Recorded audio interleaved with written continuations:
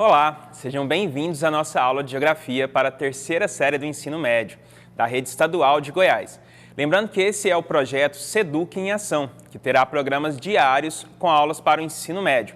Bem, eu sou o professor Alejandro e o nosso tema de hoje é Formação da População Brasileira, conteúdo importante para os estudantes da terceira série do ensino médio e também para você que está se preparando para o Enem. Bem, nessa aula, então, nós atendemos aí ao conteúdo do terceiro ano, que é a dinâmica socioespacial brasileira. Temos como expectativa de aprendizagem identificar os sentidos e motivações dos fluxos migratórios no espaço brasileiro e as transformações ocorridas no espaço geográfico decorrente desse processo. Esse conteúdo da formação do povo brasileiro, ele está de acordo aí com a chamada demografia. Então, essa ciência demográfica, ela vai, até pelo próprio nome, a gente pode dizer, demo vem de povo, população, e grafia de escrita ou descrição. Então, a gente vai descrever, a gente vai escrever, falar sobre um povo, sobre uma população. Então, nesse tema, o que a gente mais vê? Estatística. É importante a gente lembrar que essa estatística é um conteúdo mais da área de exatas, mas é uma ciência que estuda a coleta, a organização, a análise e registro de dados por amostras.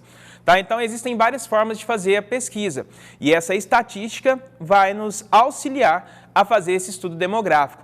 Lembrando que essa estatística ela vai trabalhar com dados que podem ser qualitativos ou quantitativos e há uma necessidade de fazer a interpretação também desses dados, tá? Ficando também atentos, tá? Com uma visão crítica sobre os temas, porque você pode observar essas estatísticas a favor de até mesmo um governo, de alguma política, tá? Então você deve manter atento mesmo aos dados que são mostrados, certo? Buscando sempre uma versão mais verdadeira, se aproximar mais da verdade.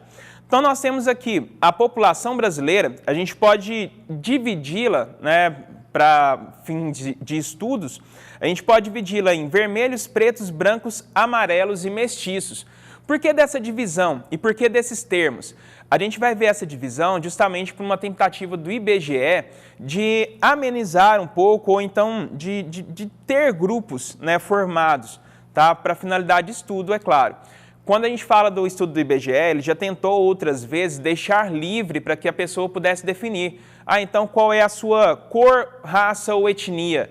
E aí, ao fazer essa pesquisa, né, com essa tal liberdade, o que aconteceu? O IBGE teve centenas de casos, né? Então a pessoa, ao ser questionada, qual é a sua cor, a sua raça ou etnia, nós temos ela ali fazendo, até mesmo assim, a minha cor é cor de burro fugido, a minha cor é amarelo claro, a minha cor é pálido. Então, com essa diversidade de cores e raças que foram aparecendo, o IBGE precisou criar ali um sisteminha para poder facilitar. Tá? Então, quando pergunta qual é a sua cor, raça ou etnia, ele vai já te mostrar essa tabelinha já pré-estabelecida.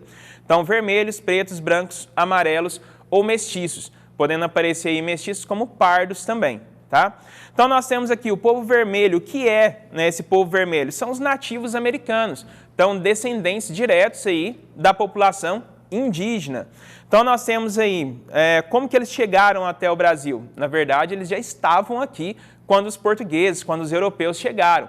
Então, esse povo vermelho, até 1500, estima-se que viviam aqui entre 1 milhão e 6,8 milhões de nativos, pertencentes a várias nações ou etnias. As etnias G e Tupi-Guarani eram as mais numerosas. Bem, a gente pode observar uma grande diferença, né, de 1 milhão para 6,8 milhões. Por que dessa grande diferença aí nos valores? Justamente porque quando os portugueses chegaram aqui, né, quando os europeus vieram para o território americano, nós temos o genocídio, né, desses povos e com a morte desses povos a gente não teve muitos dados para serem analisados. Então, o que restou, né, dos dados que restaram, a gente tem uma estimativa, está entre 1 milhão e 6,8 milhões de povos indígenas quando esses europeus chegaram. Passaram por um intenso processo de genocídio e etnocídio. Então, não só a morte desses povos, mas perderam também a sua cultura. Tá? Então, questões religiosas, até hoje a gente vê, né, um grande preconceito preconceito contra religiões de origem indígena, tanto nativas americanas, como também de origem negra. A gente observa esse preconceito acontecendo ainda. De acordo com a FUNAI, em 2009, os descendentes indígenas estavam reduzidos a 460 mil indivíduos vivendo em aldeias. Então, nas aldeias, como a gente viu, de 1 milhão, né, e podendo chegar até 6,8 milhões, ele foi reduzido para menos da metade. Tá? Então, 460 mil indivíduos vivendo em aldeias. Estima-se ainda que existam de 100 mil a 190 mil descendentes diretos de nativos brasileiros, vivendo fora das terras indígenas. Há a referência de 63 grupos isolados, sem contato com a sociedade brasileira.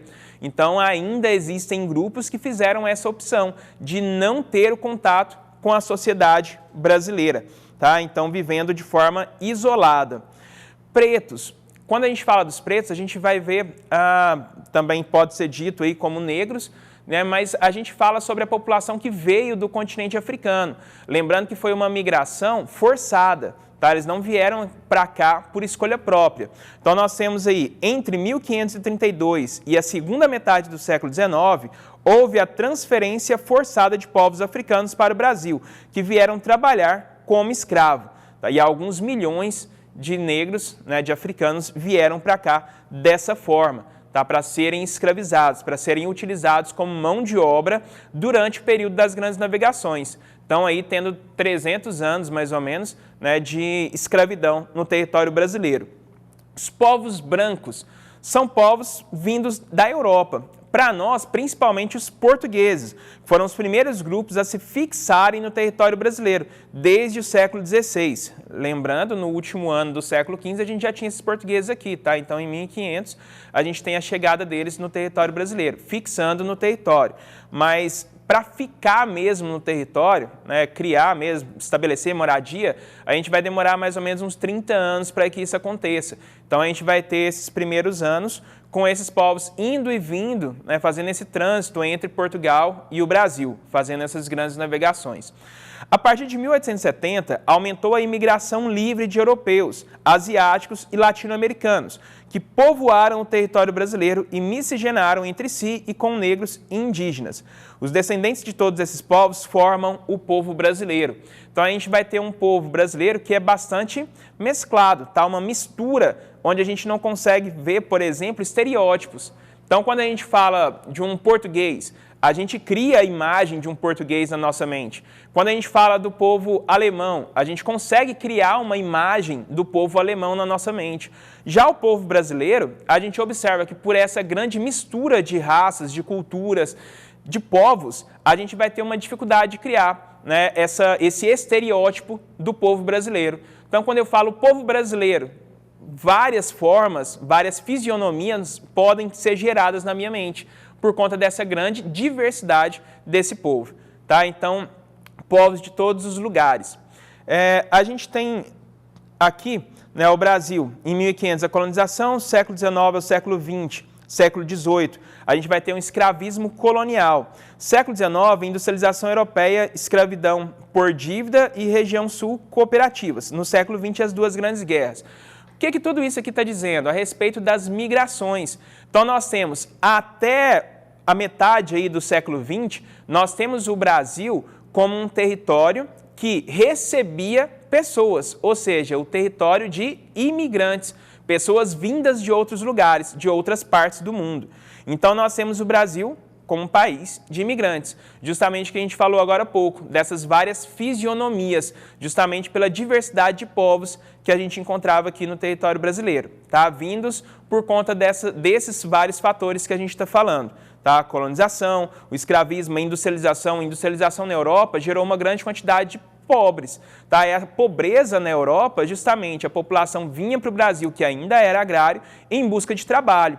Quando a gente tem as grandes guerras, a população fugindo da Europa, principalmente dos países envolvidos ali, os principais, né, das Tríplice Aliança, Tríplice Entente, depois o Eixo, a gente vai ter os principais países envolvidos aí nessas grandes guerras, vindo para o território brasileiro, fugindo das guerras, procurando um local que estivesse em paz. É claro que aqui a gente não está também desconsiderando que o Brasil teve envolvimento, mas o território brasileiro não foi afetado. tá? Então a gente vai ter justamente essa diferença, trazendo a população para cá. Quando que isso vai mudar? A gente vai ter mudança no território brasileiro apenas quando a gente passa por crise econômica, tá? Então a nossa principal crise, chegando aí à cidade, vai ser já no final do século XX. Na década de 80, a gente vai ter então a crise por conta da dívida externa, e essa crise pela dívida externa faz com que brasileiros agora migrem para outros países, principalmente para esse eixo, né? Estados Unidos, a Europa e o Japão. Estão saindo daqui e indo para esses territórios, tá? Indo para o continente europeu, para os Estados Unidos ou para o Japão, justamente buscando melhores salários e melhores condições de vida. Bem, a gente vai encerrar por aqui hoje, tá? Então eu quero deixar o meu muito obrigado, mas fiquem ligados amanhã, pois teremos aula para os estudantes da primeira série do ensino médio, aula de Química e História. Não esqueçam, essas aulas são transmitidas também pela rádio FM 90,1 e AM 1270. Forte abraço e até a próxima. Tchau, tchau!